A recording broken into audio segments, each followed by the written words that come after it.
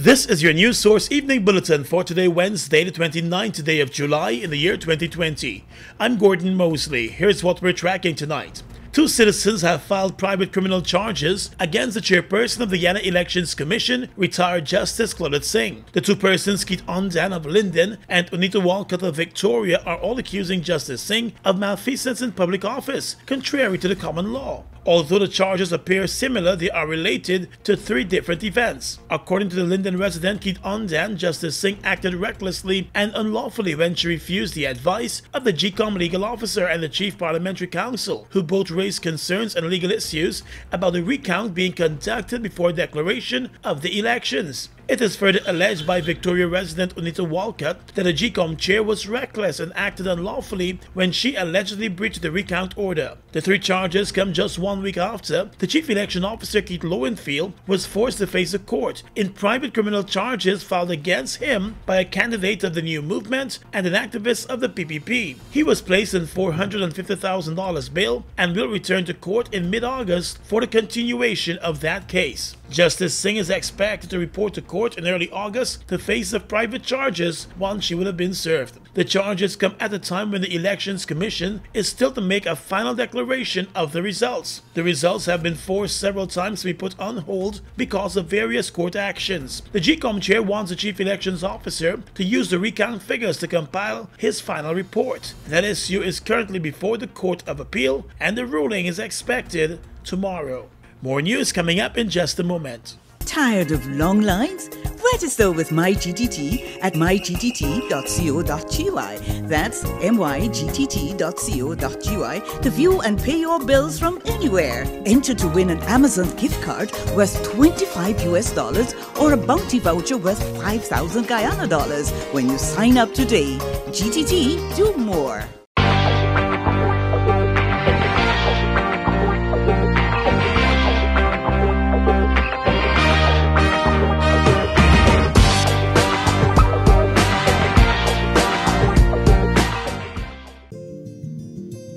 GBTI is your Guyanese bank, a bank that understands every customer's unique needs, opportunities, challenges, and financial concerns. At GBTI, we see you for you. Whether you're buying a new home or car, planning your next vacation or retirement, saving for your child's future, or whether you're ready to take that bold step of investing in your dream business idea, we are with you every step of the way. We hear your stories and watch you focus on your dreams as we share your aspirations. We are more than just banking. We are a family. We are part of your community. Our commitment extends way beyond the walls of our branches and is demonstrated every day in the opportunities we provide to our individual and business customers. The support, time, and commitment we give back to communities across Guyana to help improve the lives of our Guyanese families. Because we see Guyana through your eyes.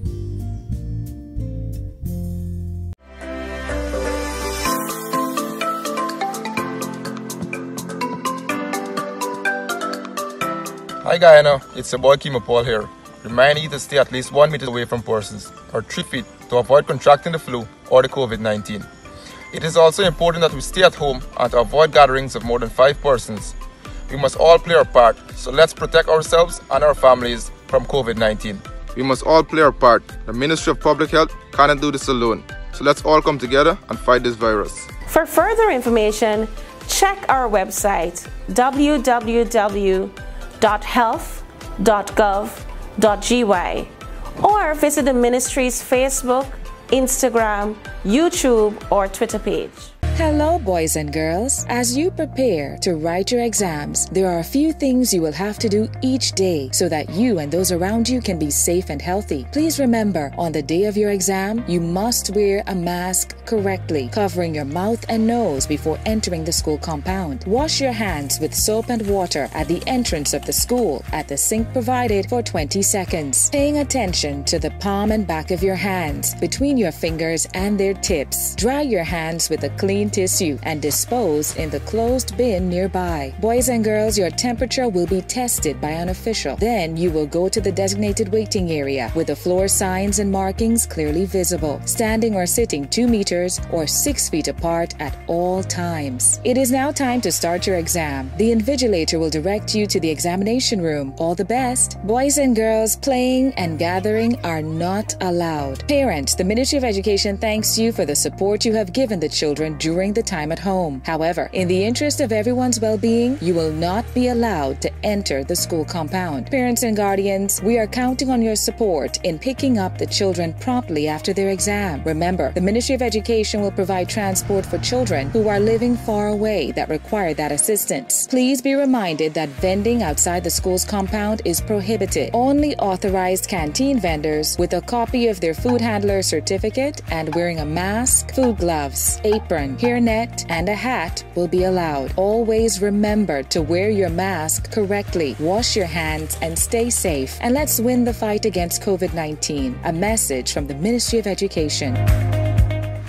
Welcome back. Well, almost 2 years after being committed to stand a High Court trial for the brutal murder of his reputed wife, former GDF Captain Erwin Sandy has opted to plead guilty to the lesser count of manslaughter. Sandy appeared before Justice Sandal Kissoon in a virtual hearing, and the court was informed of his decision to plead guilty to the manslaughter charge. The judge has set the 4th of August for sentencing. Under the laws of Guyana, a convict could face up to life in prison for manslaughter. It was on the 1st of April 2018 that Sandy shot and killed his wife while the two had an argument in the Alexander Village area. The young lady, Riona Payne, was shot 14 times, including once to the head. She was left to die at the corner of the street as Sandy jumped in his car and drove away from the scene. He reported the matter to the police station as he turned himself in. When he was first charged, his attorneys requested a psychiatric evaluation. A court-ordered psychiatric evaluation was completed, and he was found fit to stand trial. The preliminary inquiry continued, and he was committed to stand a High Court trial for murder. The gunning down of the woman brought a tragic end to the couple's rocky relationship. Payne had complained to friends about her husband's violent streak and his growing abuse towards her. During Sandy's first court appearance, he broke down in tears while calling out the woman's name. Riona Payne was a well-known travel agent who had previously been married. The two were involved in their relationship for just over 5 years. The Guyana Civil Aviation Authority is still to make a final decision on a complete reopening of the country's 2 international airports, but officials close to the National COVID-19 Task Force have indicated that it is unlikely that the airports will be reopened before the end of August. Guyana's 2 international airports have been closed to regular scheduled flights since March. Repatriation, cargo, and other special flights have been allowed and will continue to be allowed straight into the reopening of the airports. The Chetty Jagan Airport and some of the international airlines have been hoping for an earlier opening. The Chetty Jagan Airport has invested in a number of equipment and initiatives to prepare for the reopening. There was a plan to reopen the airport during July or early August, but that plan was scrapped as there were fears about the rising numbers of COVID-19 cases, not just in Guyana, but at some of the other countries that would seek direct flights to Guyana. Some Guyanese nationals who have been stranded in the US for months continue to complain about the ongoing closure of the airports. One man contacted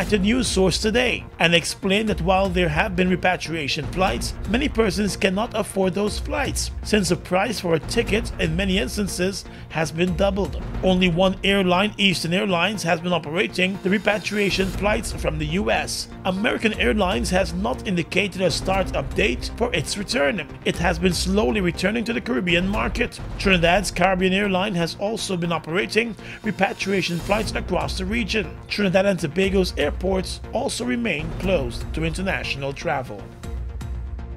Well, 2 days after Guyana released its report on the first sugar crop for 2020 and pointed to the number of strike actions during the first crop, the Guyana Agricultural and General Workers Union is firing back this evening. Guyana in its report had pointed out that 50 strike actions took place by workers during the first crop of this year, and the number of work days that were lost because of the strike as contributing factors to its sugar production falling 20% below target. However, today Gawu said Guyana is being disingenuous by attempting to blame the workers for the sugar production shortfall. Gawu said it has been warning about the poor management it has been seeing at Guyana and the expected impact of that management. The workers' union said its members do not get up, prepare, and go to work just to not work, and their protests in the past months have been in response to unfair conditions of work imposed on them. The union said the attitude of management to the cries and concerns of the workers should not be dismissed without fair assessment. According to Gawu, from all appearances, Guy Suko, is upset by workers' refusal to work during the COVID-19 pandemic. The union said it is unfortunate that the sugar company would hold such a position. Gawu said it has some concerns about the numbers released by Guy Suko, since it believes the numbers are not adding up in terms of production lost. It said there were clear issues with the company not having the quantity of cane for production that it claims. The union is deeply worried by the report of Guy Suko and the impact some of the statements could have on relations between the union and the sugar company. Guy Suko has said it is hoping to maintain good relations with the union as it seeks to turn around the cash-strapped sugar industry in Guyana. Prison authorities this afternoon arrested a Berbice woman after she attempted to smuggle small packets of marijuana into the New Amsterdam prison in tennis rolls. 29-year-old Hemwati Charandio was arrested and handed over to the police. She will likely face drug trafficking charges. She was held while delivering the items for a relative who is behind bars awaiting a murder trial. According to a statement from the prison service during an inspection of the items that the woman was delivering, the small plastic-wrapped packages of marijuana were found stashed in several tennis rolls. The marijuana was removed and weighed. The total amount added up to 11 grams. There have been various attempts at the prisons across the country to smuggle illegal items in. Since the COVID-19 pandemic started, prison authorities have put a number of additional measures in place to safeguard the prisons and the prison population. Across the region is coming up next. We give thanks for real. You spend all that money on your watch. How much time you spend with your son? So much money in the club. How much you spend with the ones you love? The simple things are your blessings. Cheese, please. Remember Tyrus Riley, this one we aim to please. The music will never ease. Cheese, please. They've made a positive impact on the heavy-duty transportation industry in Guyana since they've arrived. Guyanese are amazed at their power, durability, efficiency, and superior handling capabilities. These are brand new trucks, manufactured in partnership with German, Italian, and French companies. They have a powerful reputation for operating under very adverse Guyanese conditions and come with full after-sales service and spare parts. They're the most sought-after trucks today, with over 500 units in Guyana, and they're available in over 100 countries, including South America and the Caribbean. Be smart. Buy brand new ST Howo trucks today. Call 608-4998 and arrange for an inspection at ST Truck Guyana Incorporated, Block B, Public Road, Covenant, East Bank, Demerara. The following is an important message from the Ministry of Public Health.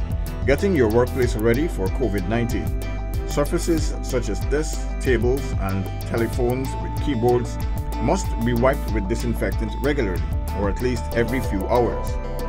Use containers of hand sanitizers and place them in prominent places around the workplace. Provide access to places where staff can wash their hands with soap and water, and promote regular hand washing at the workplace. The Ministry of Public Health has a hotline to provide information on the coronavirus. Members of the public can call 227-4986 or 624-3067.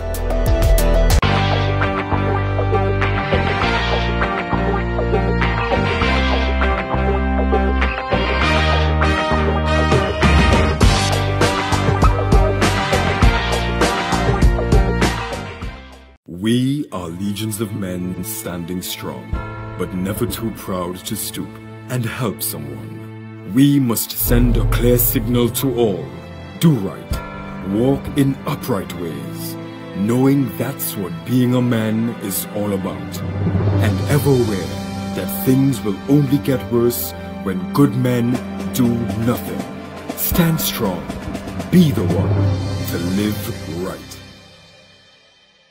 Across the region right now, the Bahamas government says it will implement 2 additional weekend lockdowns as the country continues to record increases in the number of cases of the coronavirus. On Tuesday, the Ministry of Health said that 65 new cases had been confirmed, bringing the total number of COVID-19 cases in the Bahamas to 447. It said that there were now 211 cases in Grand Bahama, 180 in New Providence, and 21 in Bimini, and 9 cases in Moores Islands and Great Guanacaste. The other islands had between 1 and 4 cases. A statement from the office of the Prime Minister of the Bahamas said that with the rise in cases of COVID-19 and after consultation with health officials and the review of the response of other jurisdictions due to the current global rise in cases, it has decided to implement 2 additional weekend lockdowns. The statement said that the measures are being implemented to protect the lives and health of Bahamians, and residents and the Human Minister Administration will undertake a careful review of the health data after these 2 lockdown periods. Grenada has announced a new case of the coronavirus 6 weeks after the island had recorded its 23rd case of the disease that has killed more than 661,000 people across the globe. Health officials in Bahamas said a passenger who arrived on the island from the US last week had tested positive for the virus that was first detected in China last December. The unidentified person was among a group of Grenadians who returned via a chartered JetBlue aircraft. Under the new health protocol, all passengers arriving on an international flight must be placed in 14 days of mandatory quarantine. Grenada's first COVID-19 case was announced back in March, an imported case from the United Kingdom. And finally tonight, international news. Top US virus researcher Dr. Anthony Fauci has called President Donald Trump's sharing of a video, which included claims that masks are not needed to fight COVID-19, unhelpful. The video promotes a drug widely disproven to be effective in treating COVID-19. Dr. Fauci's interview with the BBC comes as the US is about to hit 150,000 deaths due to coronavirus. The virus continues to spread rapidly in the US as states lock down again. US President Donald Trump was among social media users who shared video on social media late on Monday of a group called America's Frontline Doctors, advocating for the use of a drug as COVID-19 treatment and saying that masks and shutdowns are not effective in combating coronavirus. Facebook and Twitter removed the video, flagging it as misinformation, but not before more than 17 million people had viewed it. And that's your News Source Evening Bulletin for tonight. I'm Gordon Mosley, reporting.